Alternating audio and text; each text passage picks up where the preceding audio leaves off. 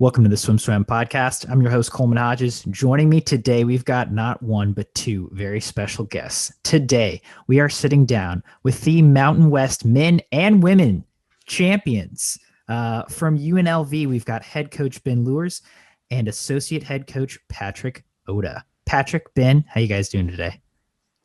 Great. Doing good. Thanks, Coleman.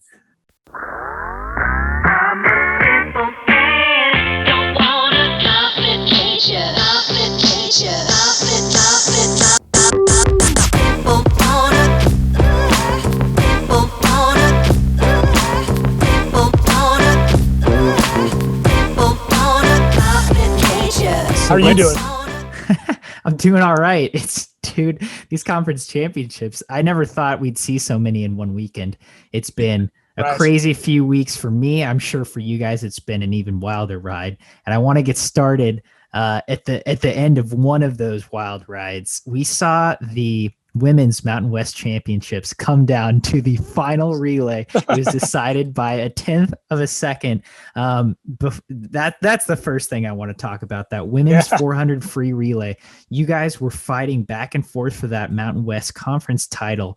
I mean, tell me about how tense, how energetic, how exciting it was to be in that position and to see that final relay come down to literally the last yard. I mean, it was awesome, of course, and I would like to think, Coleman, that even if we hadn't come out on the winning side of that one, that we still would have found it awesome. I mean, just what a really exciting meet that was, and final day and final session, like pretty cool. So yeah, it was great. In terms of tension, there was certainly some tension in the building, but we really felt like as coaches, it was our job to try and diffuse that as much as possible. I mean, we've got a really competitive group of women. They knew what was at stake. They knew where we were at. So, we didn't have to do anything to add to the pressure of that moment. It was more about diffusing the tension than anything. And yeah, I mean, hats off to Coach Steve. He's our assistant coach who kind of takes care of the longer end of the program. And, he's over there in his sparkly gold shoes, like busting dance moves and just making the women laugh. And, anything like that in the final session was helpful. Patrick, anything to add? Yeah. I mean, as a former gaucho, I reminisce to Jason Lezak, and that was what Kitty did. It was, to be down by that much with a 50 to go, or even with a 25 to go, you're just like, that's amazing that she can come back like that. And the funny thing is, we knew it was between us and Reno at that point. And I was just watching our lanes, and San Diego State was so far ahead of us that at the moment, with a 25 to go, I was just watching 5 and 8. And next thing I know, I was like, wow, Kitty is making up ground on San Diego. And somehow she got her hand on the wall, and it was such a photo finish between all three of those teams. And I just remember turning and looking at the scoreboard and seeing the first, and it kind of made it even sweeter. We knew we had to beat Reno, but it was even cooler to pull the win, to finish the meet. It's been crazy. It's been a crazy conference championship season, to say the least. I mean, we've seen two Division I teams tie for a conference title. We see your women take the title by, was it 2 points? I think in the end it was probably 8. 7. Was it 8? 7. At the end. Yeah. Okay, 7 or 8. We were up by 1 going into the relay, so we knew we had to beat Reno, but it was close. I mean, 7-2. It doesn't matter. Okay, so yeah, by less than 10 points, we saw Louisville dethrone NC State by 2 points. Just on the men's side. So there's been a lot of really close calls in this COVID year. And I'm wondering, coming into the women's conference championships for you all, how are you feeling in terms of your standing and how your team had prepared in light of, being in a pandemic? Coleman, that's a really good question, because, any team that was sort of looking toward, because every team, especially out west, had different training scenarios and situations and shutdowns, and we all dealt with it to some degree. But we also know, some had a tougher time than that. We even see that regionally. in the country right now, I think. And so, for us, like, it was less about like, oh, like this is our chance, like it wasn't about that. It was really about to what you just said, like, hey, we're going to prepare to be the very best we can be. And we're going to prepare with the faith that this is going to go off, and we're going to prepare with faith in each other.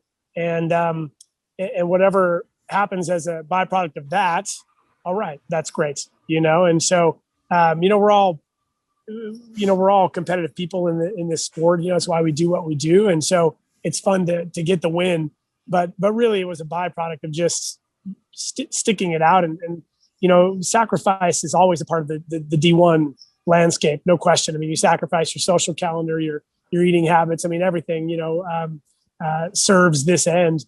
And whatever that looks like in a normal year, it's been triple this year. And so, whatever happened in the end for us was really about giving those women a chance to be great. And then the men the subsequent week, and to their credit, they stuck it out, and they did a great job culturally all year, keeping moving forward. Wasn't easy. So. Yeah, I think from my end, I think, when Coach Ben and I got here, our women's team was at the bottom of this conference. And, it took us a couple of years to even get that moving. And last year we finished fourth, and we knew like that was a huge stepping stone for us. And I think with the recruiting class we signed, we knew we were projected to, even before COVID, right? We were projected to hopefully move up again. And so I think coming into this, we knew we wanted to be competitive, and that's all that really mattered. And I think Coach Ben and I, we preached to this team that we may not win conference every year, but our goal is to be a contender, And so I think no matter how the outcome was going, I think we were happy from day one that we were in the mix. Every day we were second or third, we were second pretty much every day. San Diego State and Reno kept bouncing back, to and fro from us, but we were holding in there. And the fact that, we saw some good things in light for us on that last day.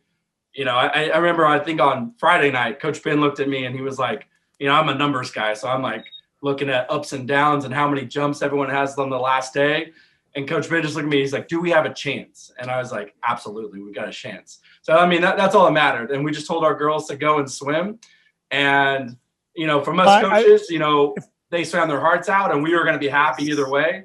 But it just told a much better story to be like, we won. And those ladies, the journey that our seniors took from, I think their sophomore year, we were dead last in conference, and the journey that those girls had to endure, it just made it so much better to go out with a win.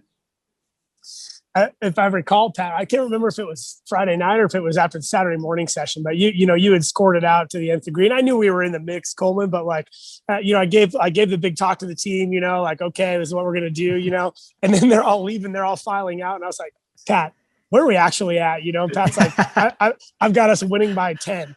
And I was like, well, it's a good thing I didn't know that before I just gave that talk. Otherwise I might've said something that was, they didn't need that. You know what I mean? Like, they didn't need that at that moment. It was good for me to know it, but it's probably good that Pat didn't tell me that before I gave the team talk. Inspiring a team and reality are not connected at all. Right. That's right. That's super cool to hear. And then it sounds like the men saw what the women did and just, wanted to one up that, because, the headlines I saw from you guys is the men's conference meet was UNLV goes 1, 2, 3, 4, 5, 500 and 1, 2, 3, 4 in the mile. I mean, yeah. Tell me, I think you guys scored the most points a team has ever scored in conference history to win the men's title at Mountain West. I mean, coming off of such a high, how did the men's meet compare for you all? Yeah, and just to clarify, Coleman, the men's meet's the WAC. So Mountain West no longer has men's swimming, so we're an affiliate in the WAC for the men's. But yeah, it's it was definitely a different meet in terms of the energy and in terms of to have 8 teams in the building for the women with three of them always in the mix. The energy was through the roof, very electric. On the men's side, it was only 6 teams in the building, and it became apparent probably by Friday that as long as we kept doing what we were going to do, like, we were going to come out on top of that one. And so it was a different project in terms of keeping the energy in the right place. Very different for our squad anyway. And so, it was definitely something where the guys, they have won more recently than the women here. They had a pretty good stretch from 2005 to 2015. And so, they've got that sort of in their recent collective memory. And they knew that, hey, this was a year where we can take the banner back for sure. And that was different as well, because even from, September 1, the guys knew, hey, we've got a shot this year. Whereas the women, we didn't talk too much about it. We knew, of course, hey, like Pat said, we're going to be able to make a move, but the guys were a little bit more concrete from the very beginning about, hey, this is a possibility. And so that colored it a little bit as well. But to their credit, the guys were definitely like on point, like right from the get-go. And you're right. I think the women's one-upping the women's win was certainly, that's probably a good way to put it. Yeah. I think, our team has, I think in the past is kind of men's team, women's team, and maybe the women's team was a little bit in the shadow of the men's, for a decade here. And, our women's team has really grown, but I think the best thing is kind of their support for each other has grown huge. I know before the women's meet, the men all got little sticky notes and they put it on all the women's chairs and they gave them some motivational quote on the bottom of all their chairs. So it was awesome. And the women, a lot of our women timed throughout the men's meet, just so we could have, this no spectators. So it was awesome. And all these women coming in every session, pumping up our guys and being fired up. And that family was huge for both teams, but it's guys being competitive. Something Ben and I, we do every year, we start a tradition of this handicap meet, where we race our men and women against each other, but the women get a head start, so if, we got a 46 flyer for the guys and we've got a 52 flyer, like she's going to dive in 6 seconds ahead and the guy's going to catch her. We always say the guys have the advantage because they see where they're going. They see what they need to do to do better. So I guess kind of in conference, they got to do the same thing. They saw what the women did and they're like, okay, here we go. And like Ben said, Coach Steve Wood, give a lot of credit to that guy. He's our distance coach and he got that group so ready to go, like to the next level. Like can't be any better than that, right? It's just 1 through 5 in the 5, 1 through 4 in the mile, just dominant. Hopefully Vuk's it looks like he's making NC2As with a 1450. And so, yeah, Coach Steve did an amazing job all year with the energy of that group. And it showed at the end, they were just by far the cream of the crop of distance swimming in our conference. Yeah, Pat, I'm glad you brought up the handicap meet. Coleman, except for conference, it's the most fun meet of the year. And it's like summer rec style. We're out there I'm like, okay, ready, go. And like 1, 2, 3, 4, like when like Kitty hears 6, like boom, she goes off the blocks. But I'm not kidding. Like the most excited win I've ever seen Kitty do was at that meet 2 years ago.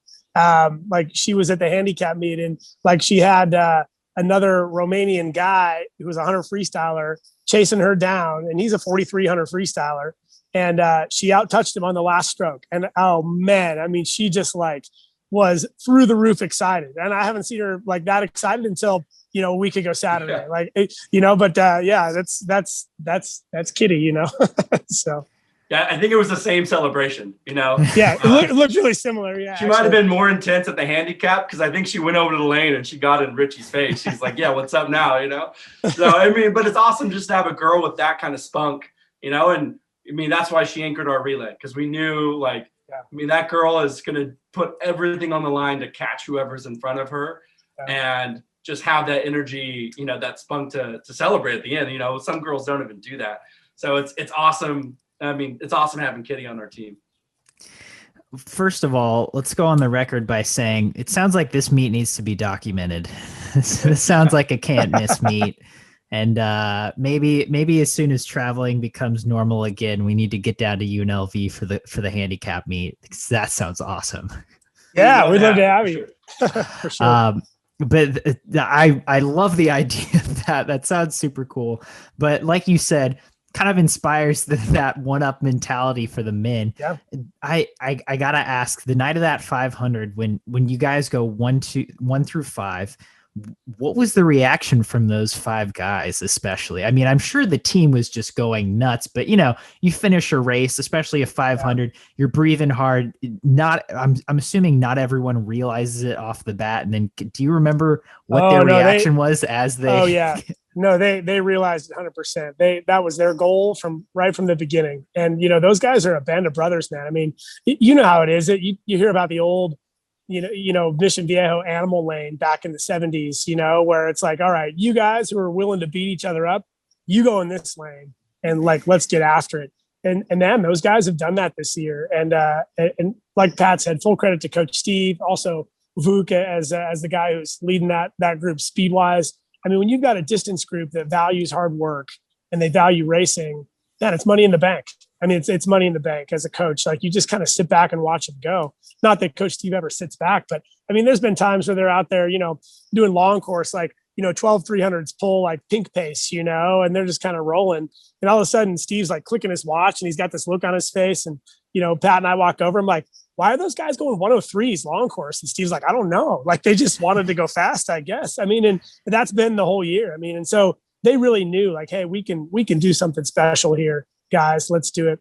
And it's a great mix of characters, man. I mean, you've got Cooper Keel, who's a freshman, and the poor guy got hung out to dry when ECU cut their program. He was a commit to them, and so we were fortunate enough to pick him up. And this guy is young, he's hungry. His time's coming in the door. We're definitely in the diamond in the rough category, and he's just like, hey, Vuk, like, you want to race? I mean, here you got a world ranked guy, and you got a diamond in the rough freshman who's like, hey, what's up, man? Like, let's go fast on this one, and they never let that guy rest. They never let the big guy rest. And so it's a cool little dynamic. And, you got Cam Castro and Chris Micken are just workhorses. I mean, those guys value hard work, and it's pretty special what they've got going on over there. So I would say it would be accurate to say that they hit the wall knowing exactly where they were at. I mean, you watched Cooper Keel in the mile, stay tied with the guy in lane 2 for a full 1200 and then just dropped the hammer and walked away from them guy. And that was very, very intentional on his part, because I think they had a deal with Coach Steve where if they went 1 through 4 in the mile, they get to shave his head today or something like that. So if you want me to send you a video clip of that, Coleman, I'd be happy to. But yeah, I mean, they knew exactly where they were at. Yeah, for sure. Okay. Yeah. And the sideline did too. I still remember for the 500, Coach Steve and I, like, he started it. He was like, 1, 2, 3. And I was like, oh, we're counting to 5 here. And I was like, we had like 10 guys, like, as soon as 4th place hit the wall and then 5th place hit the wall. I mean, everyone knew what happened. And those guys were just as fired up in the water, like, looking at each other and just kind of giving each other air high fives across the lanes. And I mean, the energy was great. And it definitely made a statement as the first individual race of the meet, just kind of throwing that down. And then, the rest was, we were rolling from there. Yeah. I mean, you think of, like teammates finishing 1, 2 or 1, 3, it's like usually 2 guys or, 2 athletes. It's not 5 in the same heat. And that's pretty crazy, but it sounds like if you're going to get momentum going, that's certainly a good way to do it. That was good for momentum, no doubt. I mean, we got a ways to go before we catch Texas, where they go 1 through 10 or something like that. So yeah, we're always chasing Texas, Yeah. Well, it's funny because you're talking about the distance guys and how, they're constantly pushing each other and like, let's go fast.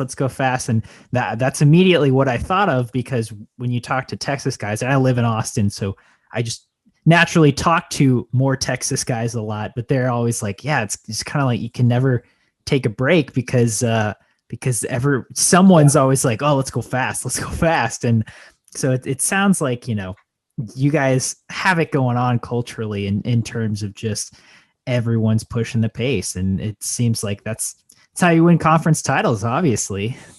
Yeah. Thanks, man.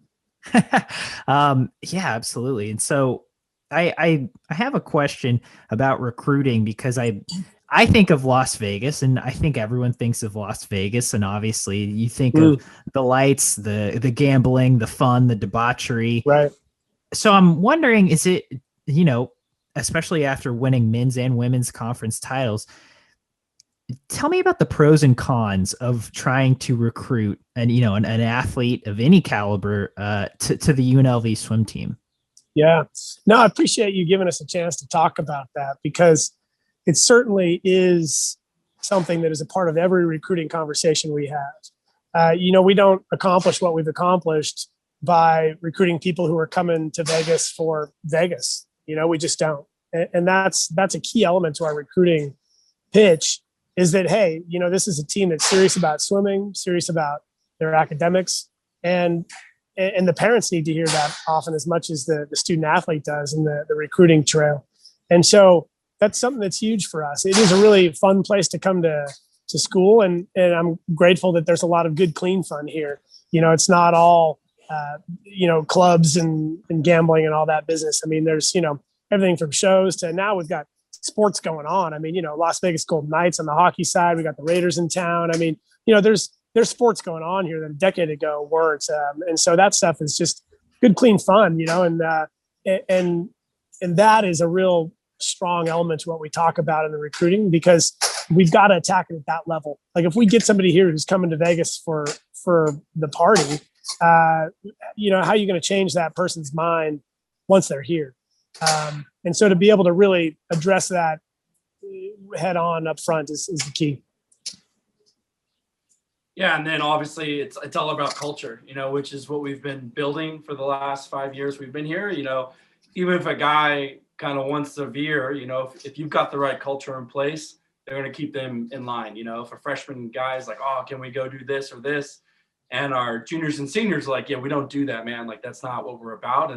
And we try to make sure that's key on recruiting trips. And then that's key moving forward with this team. And as that kind of builds into our culture of what we're doing, it makes it even stronger. So. Yeah. So I know that was a little off topic from the conference championships, but every time I think of UNLV swimming, I'm just kind of like, I wonder what it's like, what the ups and downs of recruiting there are, because I've been to Vegas once for 2 days for ISL, and we stayed in a casino. It's like you stayed in the hotel that was above the casino, and I would think that's something that's pretty heavily ingrained in Las Vegas culture. Yeah, we talk about that too to kids. Where we talk about the idea that, hey, it's part of Vegas. It's a mile and a half from campus. You're going to see 12 casinos from the pool, and if that bothers you, then, maybe this isn't the right place for you. But at the same time, kind of reassuring them that there's enough culture and there's enough kind of environment away from that locals can enjoy and college kids can enjoy, that it's a great place to be, and we definitely, I'm sure we get emails and Coach Ben and I have been doing this long enough that I think we can, look through the weeds a little bit, where we know what emails are like. Yeah, a kid wants to just take a recruiting trip to Vegas, and we work through that pretty quickly, and usually those kids don't even make it out here. Not that anybody's making it out here right now, Coleman. Right. So, the recruiting dead period, of course. So, yeah. That totally makes sense, and thank you for indulging my question, because I was sure certainly curious about that. So you guys have got it going on the collegiate side, and I got to ask about you guys have a pro group now, or at least pro athlete now in Kasia Wasick, who is just a breakout star this season in ISL for the New York Breakers, and she kind of came to you guys not by accident, but she wasn't planning on really even getting back into swimming, and then she ended up coming and training. And I'd love to hear about how she came to you guys and started swimming with UNLV, and then how you guys have been training her to the success that we've seen her have so far. Yeah, thanks for asking about Kasha. For both Pat and I, she's been one of the most rewarding coaching experiences, and in fact, she's headed out to San Antonio this week. So we're excited to get her back racing in the long course pool. It's been a little while, as you know. And so yeah, we're excited to see what she could do.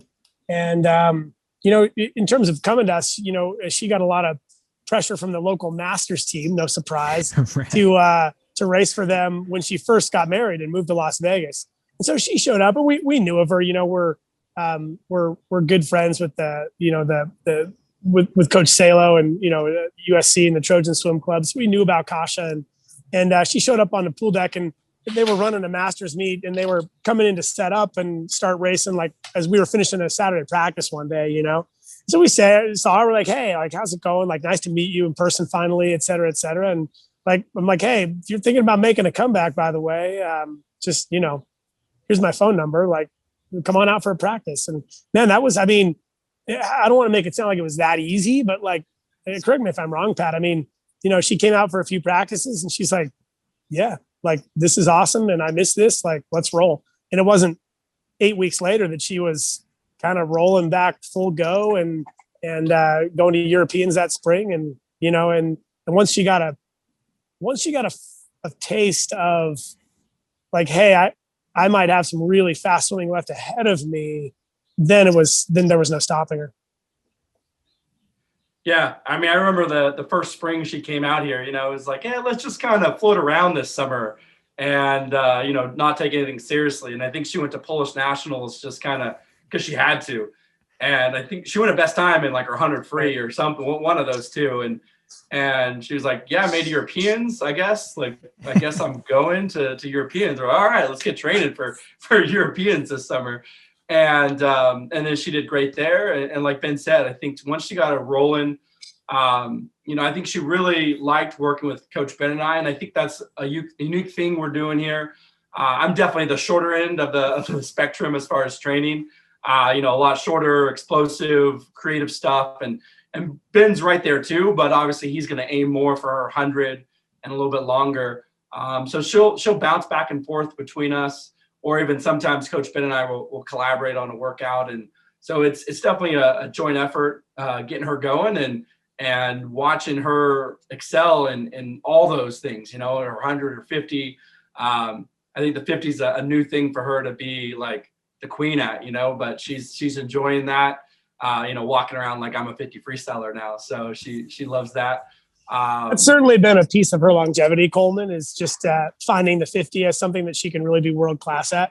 Because as you know, in college, she swam a lot of 100, 200, and she raced a 50 as well, but she didn't quite have the power output that she does now. And as she's committed to her weight room regimen and as she committed to her breath control, that event obviously has just really blossomed for her.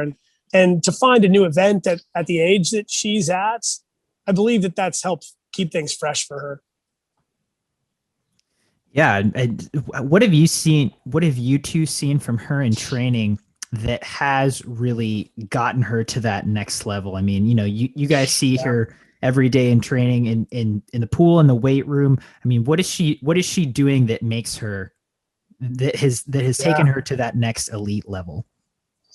I'll say two things, and then I'll let Pat, jump in there. But to piggyback off what Pat was saying, I don't believe she trains like you would think a classic 50 only freestyler does. She really does bounce around a lot, and she throws herself into all of it to her great credit. So sorry, is that too loud? I got a little. There's a little cleanup going on this end. So she really throws herself. It's a kick set, pull set, long, short, best average, dive 15s with a weight belt. Any and all of it, she'll really just throw herself on the fire. And that, we believe, makes a huge difference for her. She's not too cool for school when it comes to stuff that, maybe a 50 freestyler shouldn't do or whatever. She'll go all in on all of it. And we believe that's really been huge for her continued growth and success. The other thing that we see is she's sneaky good at kicking. She's the kind of kicker where if you're like, okay, we're going 10 100s today on 130, one easy, one fast or something, like she'll do it and she'll do fine at it, but she's she's not a great underwater dolphin kicker, but her flutter kick is really world class. And I remember the day that Pat and I kind of recognized like how actually good she is at that. Because we watch her do these longer kick sets and it was always fun, top third of everybody she's training with, like it's fine. But, all of a sudden we're like, hey, let's do some 25s all out kick on like 3 minutes, and I was like, yeah, like you got to go, 14 anything to get out of here. You got to give me 6 of these. They got to be 14s in order to get out of practice today. She drops like a 13-1 from a push with a kickboard. And we're like, oh, you've been holding out on us. What are you doing? And you couple that with what she does in the weight room, just in terms of her tricep strength. I mean, she's world-class at finishing her stroke, and most great sprinters talk about how they finish their stroke. It seems to be something that's more on their radar than the longer end of the spectrum. And what she does just with her tricep extension. And I mean, this girl can go 25 classic perfect technique dips straight in a row, no break. I mean, and that sort of strength in a female athlete is pretty impressive. So you couple some sneaky world-class kicking speed with just the upper arm strength that she has. Like it's a pretty deadly combo. So that's what I've seen. Pat, what about you?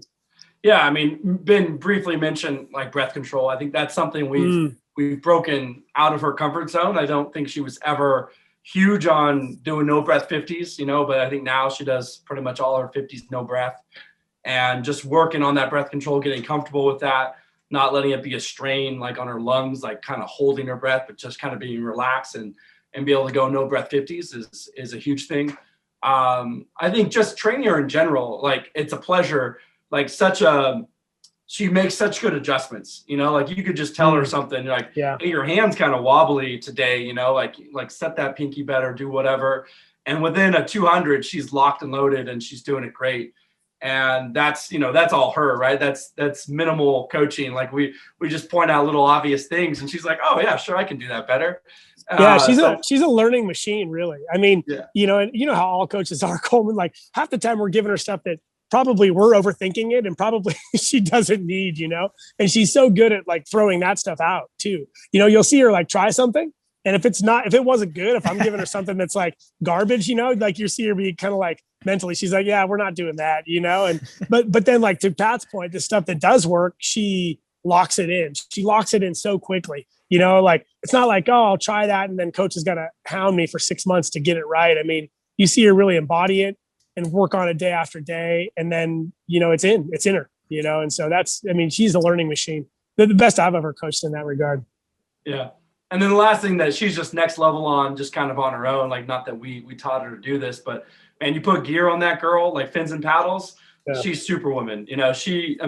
She'll go a 19 from a push with fins and paddles, like nobody, like nothing, and I can't remember, she did 100 the other day and she went something ridiculous, and she just loves it. But I think that helps her power output, like just to train at such a high velocity, with that much force being put on the water. I think she translates that really well to her 50. So it's really special to see. And we know, like, when we want to make Kasha happy, you give her something all out with fins and paddles with a lot of rest. And she's like, it's the best workout of the year, Yeah. And to piggyback off that, just to kind of combine what Pat was saying with what I was saying, like, she showed up in August and all of a sudden she's got these brand new paddles and I don't even know what brand they are, some clear paddle. And they're like, an inch bigger in every direction, like, than the old ones she was wearing. And we're like, what are those? She's like, I just feel like I'm strong enough now. And so I thought I'd try a bigger paddle, and that's the kind of adjustment that she'll just make on her own. And that, we talk about a pro mindset. She's like, okay, I've been wearing these paddles for 3 years now and look what I've done. That's great. But maybe I could try a bigger paddle. So let's try it. And sure enough, she tries a bigger paddle. And all of a sudden she's still swimming at a 0.95 tempo, sprinting with paddles and fins, but the paddle's got a 2-inch larger circumference. So, well, yeah, she's going to get better. That's the kind of adjustment she just makes on her own. Yeah. It's fun to watch. That is exactly what I was looking for. You guys totally delivered. Thank you for that. Sure. We're down to about 2 minutes. So it's been great talking to you guys about your pro swimmers, about your collegiate swimmers. Any parting thoughts, especially moving forward into these next few weeks in NCAAs before we sign off today? Oh man. Coleman, like, I don't know if this is what you're looking for in terms of parting thoughts, but just like to anybody listening out there, club coach or college coach, like hang in there. It's going to get better, you guys. Like, that's one awesome thing that's been an experience this year is like we recognize more and more how even our most like arch rivals, like we're all in this together. Like this is such a community of brothers and sisters, and like hang in there. And that's one thing that's made American swimming so great over the years is that even the top level, you can call them and ask like, hey, what are you doing with this? And they'll tell you, they'll talk to you about it.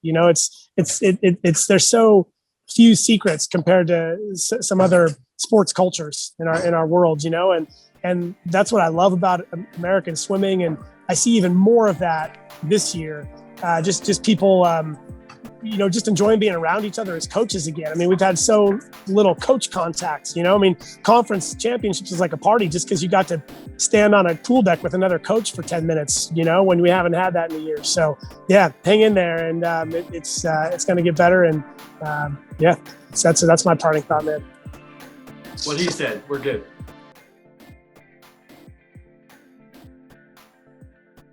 You've been listening to the SwimSwam podcast. Stay tuned for new episodes every week. You can take SwimSwam podcast on the go by subscribing on your favorite podcast platform. Look for links in the description below, and be sure to subscribe to our YouTube channel for more videos as well.